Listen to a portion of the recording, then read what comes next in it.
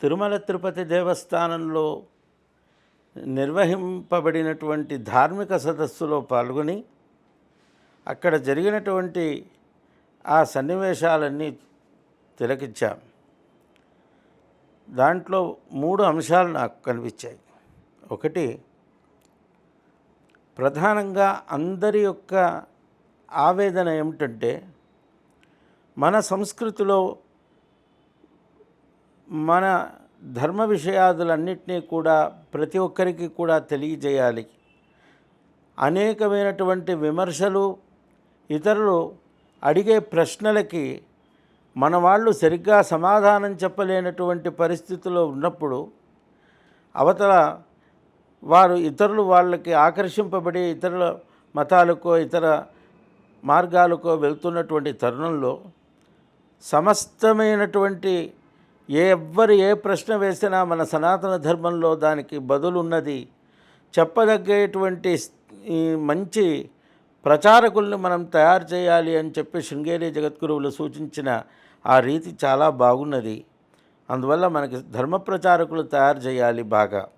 అదేవిధంగా ఎవరైతే ఈ యొక్క స్వధర్మాన్ని విడి ఇతరమైనటువంటి మార్గాన్ని ఆశ్రయించి మరలా మన ధర్మాన్ని స్వీకరించాలని అనుకున్నారో వారి విషయంలో వారికి చక్కగా ఒక వేదిక ఏర్పాటు చేసి వారికి మళ్ళీ పునః మనం స్వాగతించి వారికి ఒక పవిత్రమైనటువంటి ఒక సంస్కారం చేసి ఆ తర్వాత వెంకటేశ్వర స్వామి వారి దర్శనాన్ని కూడా కల్పింపజేయాలనేటువంటి ఆ ప్రయత్నం చాలా చాలా ఆనందదాయకమైనది. స్వాగతించాం. ఇకపోతే ఇతర ధర్మీయులందరినీ కూడా శ్రీవారి యొక్క సేవ అనగా వాలంటీర్ సేవలో కూడా వాళ్ళని వినియోగింపజేసుకునేటట్టుగా ఒక మాట వినిపిస్తూ ఉన్నది. డైల్ యువర్ ఈవోలో ఒక భక్తుడు నాయుడుపేట నుంచి అడిగారని దాన్ని మేము పరిశీలిస్తామని దాని మీద చివరగా కొంతమంది మాట్లాడటం జరిగింది. శ్రీవారి దర్శనానికి శ్రీవారి సేవలకి తప్పగా అందరూ కూడా ఆహ్వానితులే, కాదనలేదు. కానీ వాలంటీర్ సేవా విషయంలో వీళ్ళని ప్రవేశపెట్టే విషయంలో కాస్త ఆలోచించి నిర్ణయం తీసుకోవాలని, ఎందుకంటే భవిష్యత్తుని దృష్టిలో పెట్టుకుని ఏ విధమైనటువంటి తప్పటి చర్య జరగరాదన్న కారణంగా ఈ విషయంలో ఎన్నో సంవత్సరాల 550 సంవత్సరాల పైచిలుక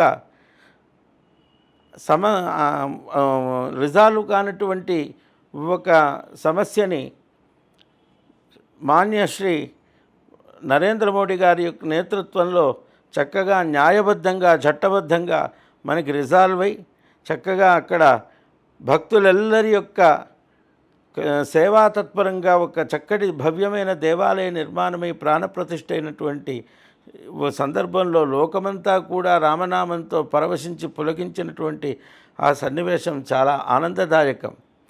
అట్లాంటి అపరిష్కృతమైనటువంటి ఒక చాలా క్లిష్టమైనటువంటి సమస్యనే పరిష్కరించినటువంటి వారు చక్కగా ఇట్లాంటి సున్నితమైనటువంటి భక్తుల హృదయాలు నొప్పించకుండా సున్నితమైనటువంటి అంశాన్ని కూడా పరిశీలించి తగు విధమున నిర్ణయం తీసుకునే విధంగా వారు కూడా దృష్టి పెట్టాలని మేము ఆశిస్తూ మేము కోరుతున్నాం.